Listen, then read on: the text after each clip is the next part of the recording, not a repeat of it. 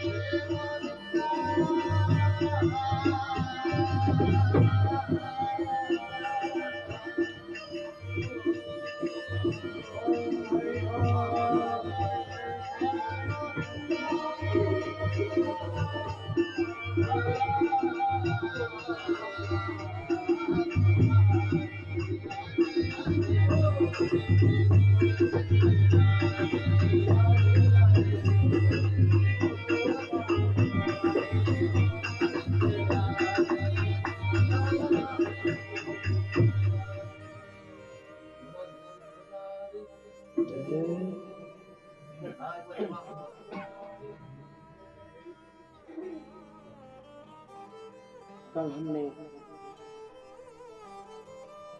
जगत अभियंता श्री परमात्मा भगवान कृष्ण का जन्मदिन मनाया। भगवान के जन्मदिन, भगवान के जन्म से सारे ब्रजवासी झूम रहे हैं, नाच रहे हैं, गा रहे हैं।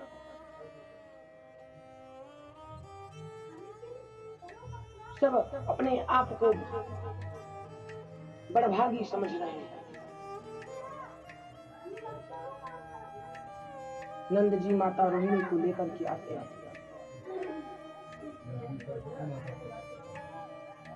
माता ने कन्हैया को गोद में लिया। अब परिस्थिति तो ये हो गई, नंद जी जितना खजाना लुटाए उससे भी दोगुनी गति से उनके पास खजाना बचता है। उनके खजाने में, भंडारे में किसी चीज की कमी ही नहीं।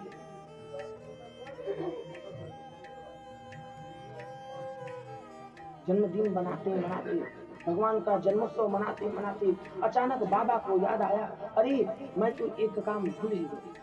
क्या? मैं इस बार कंस को वार्षिक कर देना भूल।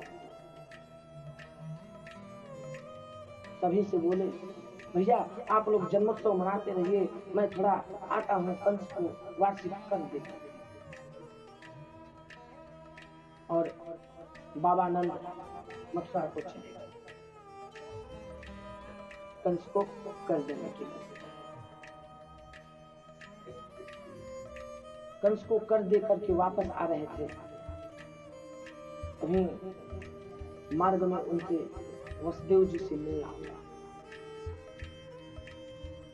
नंद बाबा जैसे ही वसुदेव जी से मिले, दोनों आत्मविभोर हो गए। दोनों एक दूसरे के गले मिलते हैं और बड़े रोते हैं। नंद जी सांत्वना देते हैं वसुदेव जी। वसुदेव जी, मुझे पता चला आपके समस्त पुत्रों को एक एक करके कंस ने मार दिया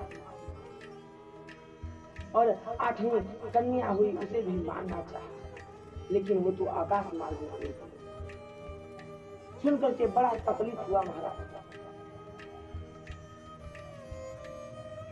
वसुदेव जी को सांत्वना देते देते कहते हैं, लेकिन आप तनिक भी कष्ट न करिएगा, क्योंकि मेरे यहाँ भी जो लल्ला हुआ है ना, वो आप अपना ही समझिए। वसुदेव जी सोचते हैं मन में, अरे समझना क्या है, वो तो अपना है ही है। लेकिन नंद जी से कुछ बोलते हैं, कहते हैं हाँ क्यों। दोनों एक दूसरे का कुशल मंगल पूछते हैं और इधर कंस ने सैनिकों को बुला करके कहा, मेरे शत्रु ने जन्म ले लिया, इसीलिए कोई भी उपाय करके जाओ और उसका वध करके आओ। सैनिक बोले, महाराज आज्ञा आप दे तो हम जाते हैं और जितने भी बालक जन्म लिए हैं सबको मार के आते हैं। कंस ने कहा कि तुमको गांव में घुसने कौन देगा, राक्षस हो, तुम्हारा ये रूप सब पहचान लेंगे। तभी वहां पूतना आती है, कहती है, प्रभु मैं जाऊंगी वहां, मैं अपने माया से अपना वेश बदल करके जाऊंगी, एक सुंदरी बन करके जाऊंगी और अपने स्तनों पर जहर लगा करके जाऊंगी और उस बच्चे को दूध पिला दूंगी जिससे वो मर जाए। कंस ने कहा, अच्छी बात है, जाओ। पूतना को आदेश दे दिया। पूतना भगवान को विषपान कराने जा रही है। जितने भी उस गांव में बच्चे थे, छोटे छोटे जो अभी जन्म लिए, सबको पूतना ने अपना दुग्ध पान करा करके प्रभु के पास गई। माता यशोदा भगवान श्री कृष्ण को पालने में झुला रही है। पूतना आई, माता यशोदा के पास खड़ी हुई। पूतना को देख करके कहती है, मैया, अरे बहन कहो कहाँ से आई? कहती है, मैंने सुना आपके यहाँ लल्ला हुआ है, तो मैं भी आशीर्वाद देने के लिए आ गई। अरे बड़ा अच्छा किया बहन, इतने दिनों बाद मुझे पुत्र हुआ है, आप जैसे ब्राह्मणियों का आशीर्वाद से कहिए। आपको तो आशीर्वाद देना ही चाहिए, ये आप ही का है। मैया यशोदा भगवान श्री कृष्ण को अकेला छोड़ करके पूतना के सहारे चली गई अतिथियों का सत्कार करने के लिए। दूसरी तरफ सब लोग नाचने गाने में मग्न हैं। पूतना ने देखा, इससे अच्छा अवसर अब मुझे नहीं मिल सकता, मेरी तरफ कोई ध्यान नहीं दे रहा है। जैसे ही पूतना को भगवान ने देखा, आंखें भर आई। परीक्षित कहते हैं, भगवान प्रभु ने आंखें क्यों बंद की? सुखदेव जी कहते हैं, परीक्षित शायद भगवान ने सोचा होगा कि मेरे दो ही मानव के अवतार श्रेष्ठ हैं, रामावतार और कृष्णावतार, और दोनों अवतारों में पहले मुझे राक्षसियों को ही मारना पड़ा। शायद इसलिए भगवान आंखें बंद किए, या फिर भगवान इसलिए आंखें बंद किए होंगे, सोचा अरे मैं तो यहाँ माखन मिश्री खाने आया हूँ और ये कहाँ आ गई जहर पिलाने। मेरा काम तो माखन मिश्री खाना है। इसलिए भगवान ने आंख बंद करके भोलेनाथ को ध्यान किया। भोलेनाथ, आप तो अग्रगणी हैं इस पान करने में, आप ही आए और इस विष का पान करें। मैं अपने हिस्से का दूध पान करूंगा और आप अपने हिस्से का विष पान करेंगे। इसलिए भगवान ने अपने नेत्रों को बंद किया। पूतना ने जब अवसर पाया प्रभु को पालना में से निकालती है और अपने गोद में ले लेती है। प्रभु को दुग्ध पान कराने लगती है, विष पान कराने लगती है। भगवान भी बड़े आनंद से दुग्ध पान करते हैं। पूतना सोचती है, अरे अभी तक ये मरा नहीं।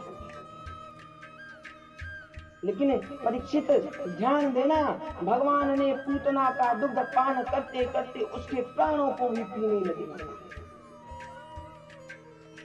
जब पूतना को श्वास लेने में तकलीफ होने लगी, कठिनाई होने लगी,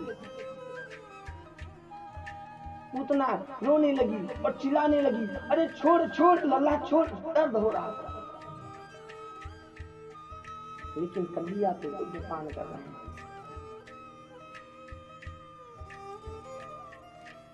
और भगवान बोलते हैं, मौसी जी, हम जिसको पकड़ लेते हैं उसे फिर छोड़ते नहीं। पूतना घबरा करके घर से बाहर निकली और एक खाली मैदान की तरफ भागने लगी अपने प्राणों को बचाने के लिए।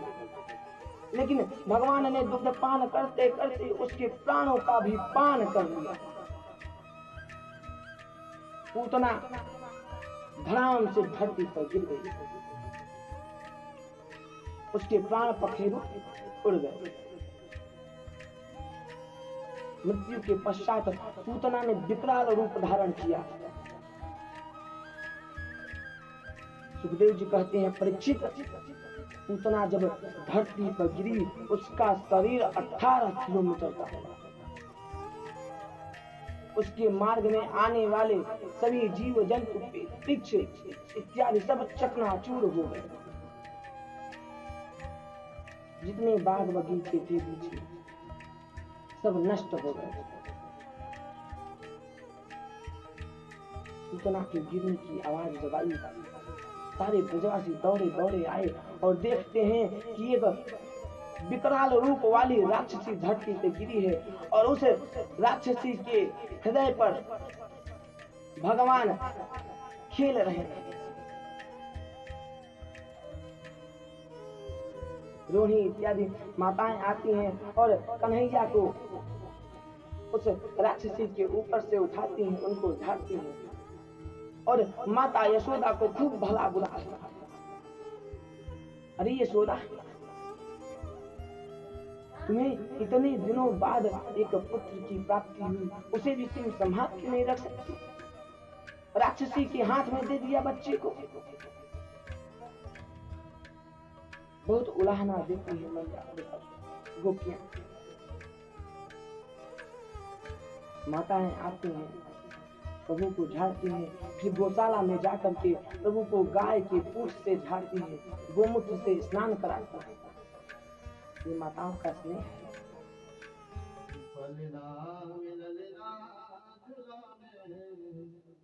जय हो।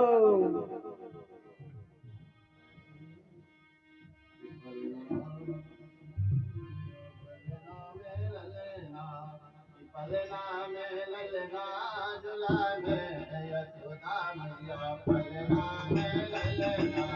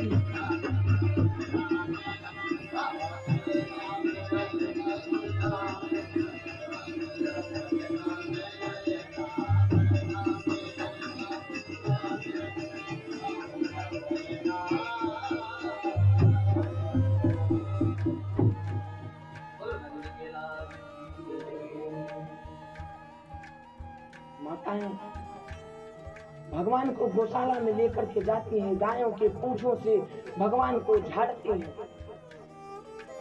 गोमूत्र से भगवान का स्नान कराते हैं, अभिषेक कराते हैं। उसके बाद भगवान के मस्तक पर गौ माता के चरण रज को लगाते हैं।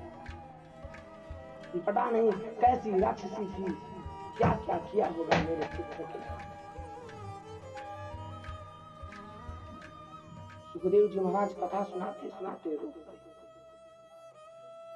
परीक्षित महाराज ने पूछा, क्या हुआ भगवान, आप रुकते क्यों?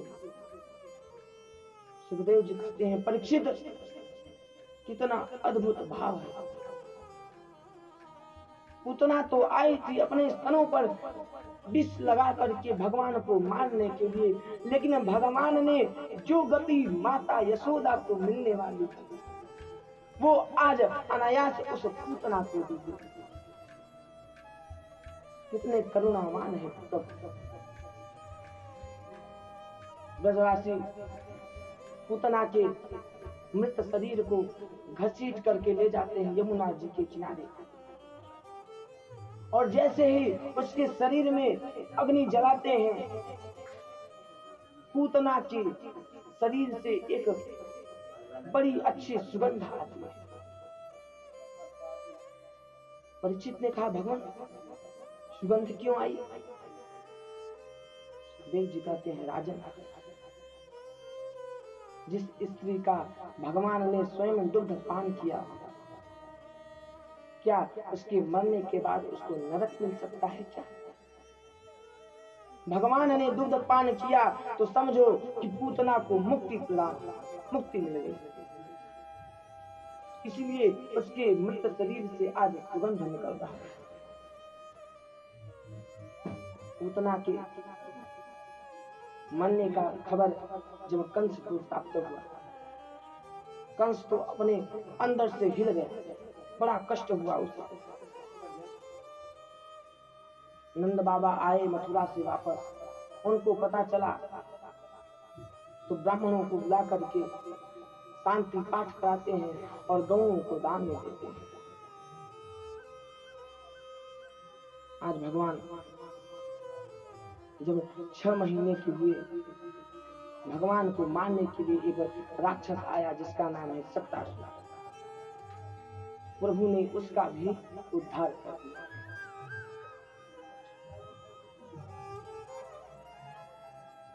हमने आपको पहले भी बताया था कि भगवान शंकर प्रभु के हर एक अवतार का दर्शन लेने जरूर आते। यहाँ भी भगवान शंकर आए प्रभु के दर्शन के लिए। कोई जोगी आया वो, कोई जोगी आया मैया तोरे द्वारे, दिखा दे मुझे लाल का तोरे। जोगी आया मैया तोरे द्वारे, दिखा दे मुझे लाल का। जोगी आया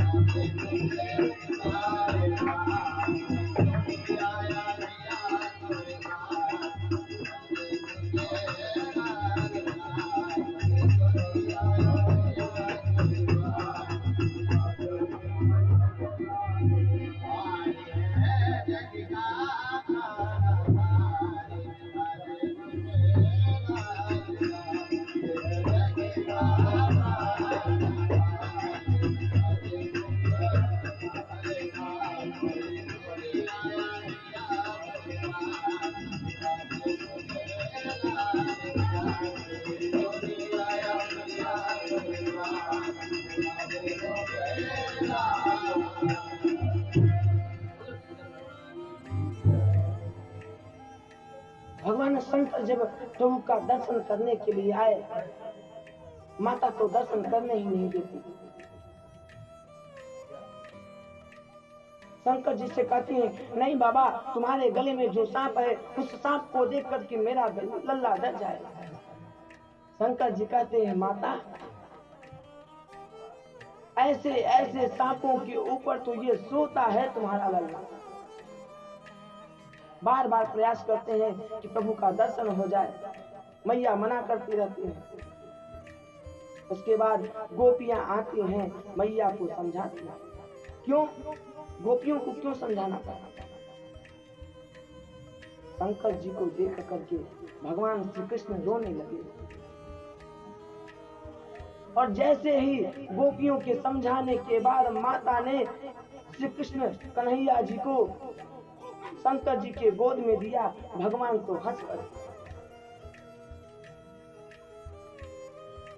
माता के पास जाते तो रोने लगते और भगवान शंकर के पास जाते तो हंसने लगते। मैया तो और चिंतित हो गई। अरे राम राम, पता नहीं क्या जादू कर दिया मेरे बच्चे पर, मेरा बच्चा मेरे ही पास नहीं आता। इसीलिए मैं कह रही थी कि मैं इसे न दूं।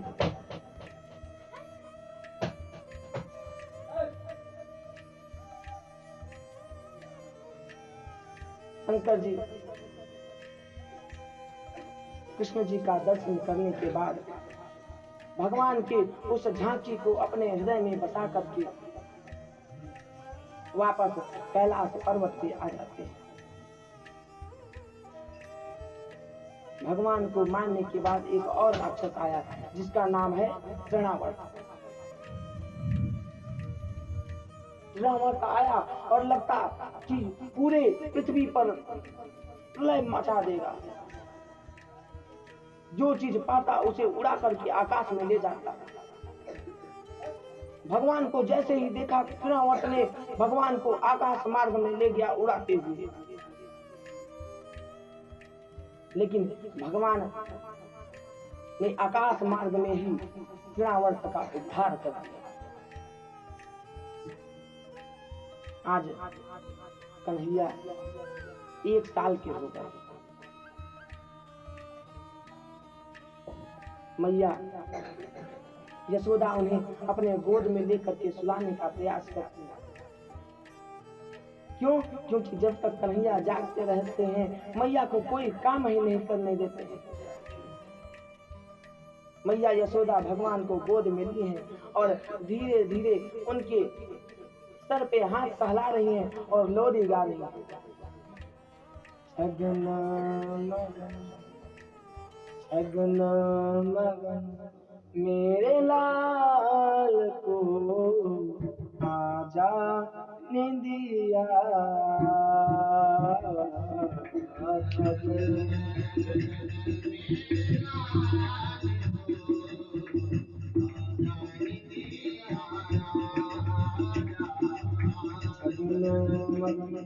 मेरे लाल को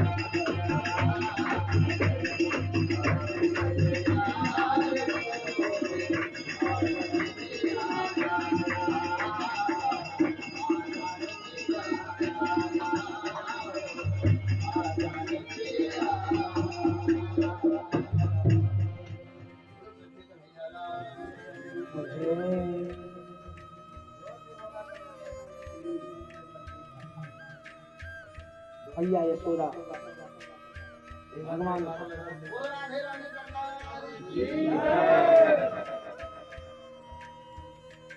भगवान को बड़े भाव से माता में डोली, फिर अपने मिथ्यादि कर्म में लग गई माता।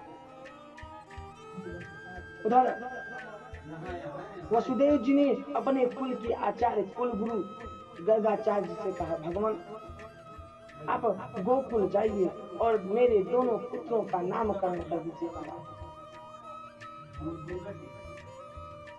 लेकिन एक बात का विशेष ध्यान रखिएगा, वहां पर किसी को ये पता न चले कि वो जो दोनों बच्चे हैं वो मेरे हैं। लेकिन नामकरण संस्कार तो आपको ही करना होगा। गर्गाचार्य जी चले और आ गए गोकुल। नंद बाबा से उनका मिलना हुआ। नंद बाबा ने गर्गाचार्य जी को प्रणाम किया, उनका स्वागत किया और पूछते हैं, भगवान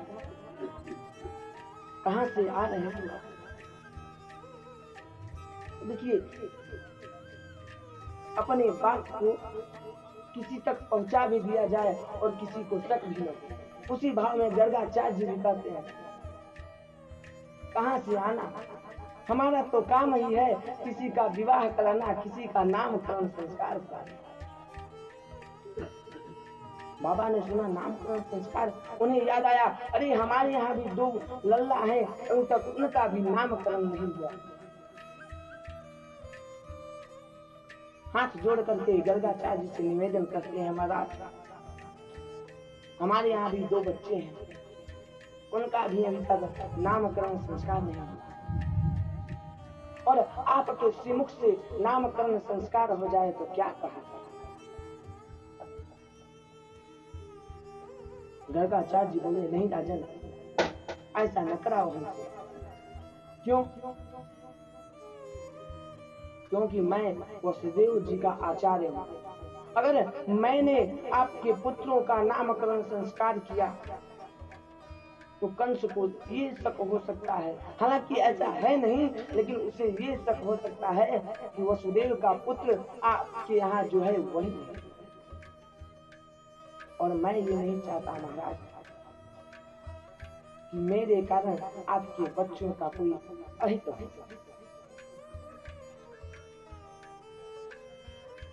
और आप लोगों का तो ऐसा है कि जन्मोत्सव मनाते मनाते साल भर हो गया, किसी को पता ही नहीं चला। आप लोग कोई भी कार्य करते हो बड़े धूमधाम से करते हो, उसमें भी आप लोग बहुत सारे लोगों को बुलाएंगे। नंद बाबा ने कहा, नहीं महाराज, हम तो चाहते हैं कि आपके श्रीमुख से नामकरण संस्कार हो, हम किसी को भी नहीं बुलाएंगे।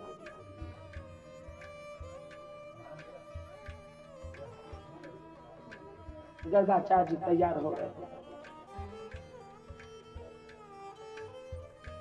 नंद बाबा की खुशी का ठिकाना न रहा, दौड़े दौड़े आए, अपने महल में आए और मैया यशोदा को बुला करके कहते हैं, देवी हमारे यहाँ भी 2 बालक हैं, अभी तक इनका नामकरण संस्कार नहीं हुआ। मैं आज बहुत बड़े विद्वान को बुलाया है और उनके द्वारा हमारे पुत्रों का नामकरण संस्कार था।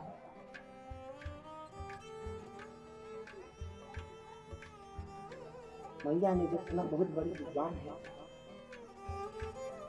मैया कहती है, वो तो हम खुद परख लेंगे कितने बड़े विद्वान हैं। गर्गाचार्य जी आए, माताओं ने अपने पुत्रों की अदला बदली कर ली।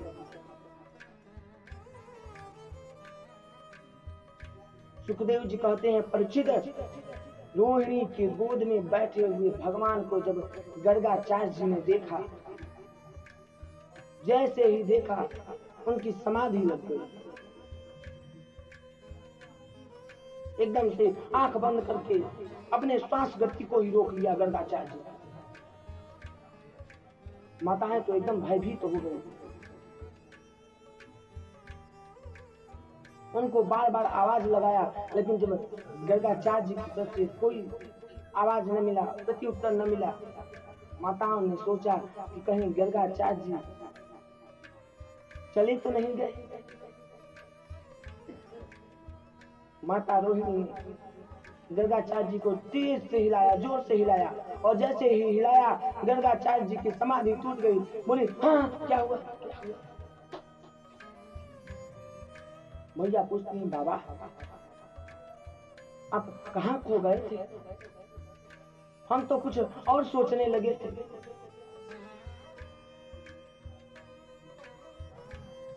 गर्गाचार्य जी कहते हैं देवी कहीं नहीं, मैं तो आंख बंद करके इनका भविष्य पढ़ रहा था। मैं कहाँ जाऊंगा, मैं तो आपके सामने हूँ।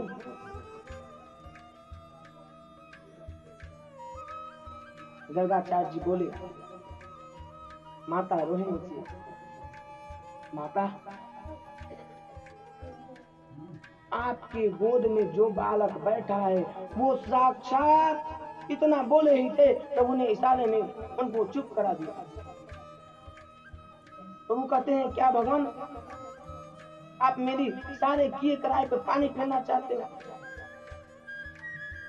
आप बता करके तो चले जाओगे कि ये साक्षात भगवान है, कल से मुझे अलमारी में पाओगे।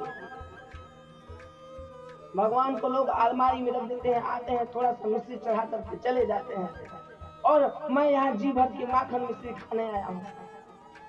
शांत रहना।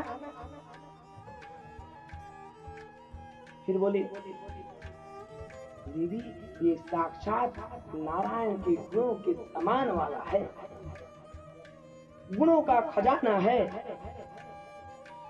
मैंने इसके मस्तिष्क की रेखाओं को पढ़ लिया। गर्गाचार्य देखते हैं, देखो माताएं कितनी चतुर हैं, मेरी परीक्षा लेनी चाहती है।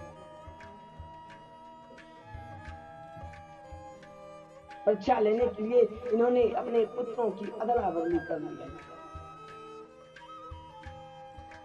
कहते हैं माता यशोदा के तरफ देखते हुए कि अयम ही रोहिणी पुत्रो रमयन् सुहृदो गुणैः आख्यास्यते रामैति बलाधिक्यात् बलम्। माता तुम्हारी गोद में जो रोहिणी का पुत्र है ना, इसका नाम राम होगा, इसके अंदर बहुत बल होगा, इसीलिए इसको लोग बलराम के नाम से भी जानेंगे। माता ने जैसे ही सुना कि अयम ही रोहिणी पुत्रो, अपने उंगली से हीरे की अंगूठी निकाल करके बाबा के चरणों में दे दिया। हे बाबा आप तो साक्षात त्रिकालदर्शी हो।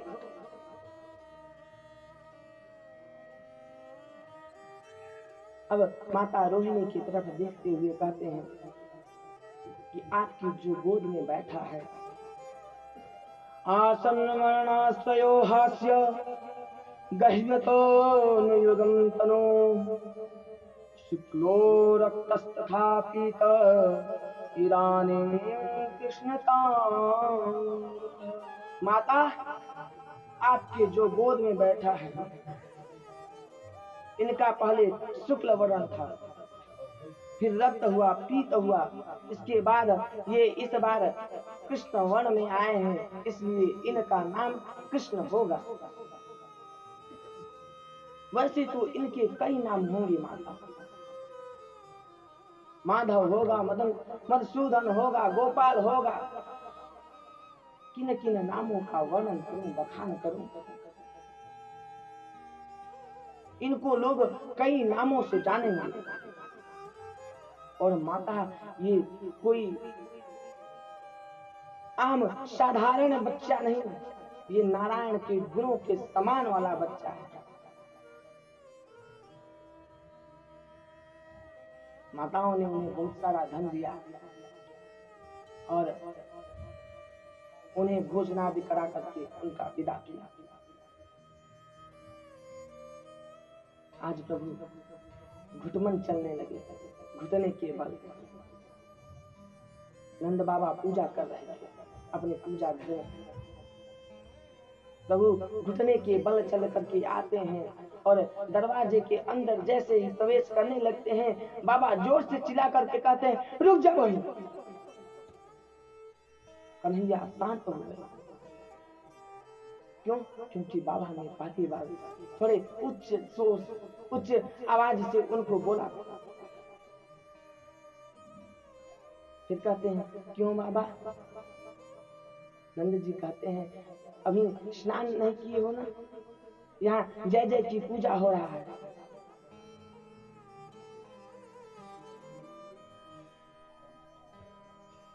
तो वो कहते हैं, ये जय जय कौन है बाबा? हमसे भी बढ़कर के कोई जय जय होते हैं क्या? बाबा हंसने लगते हैं, लेकिन कहते हैं, लल्ला यहीं पे चुपचाप बैठो, अंदर ना आना। शालिग्राम जी को नंद बाबा पंचामृत में स्नान करा रहे हैं। उनको बढ़िया मलयागिर चंदन लगाया, वस्त्र पहनाया,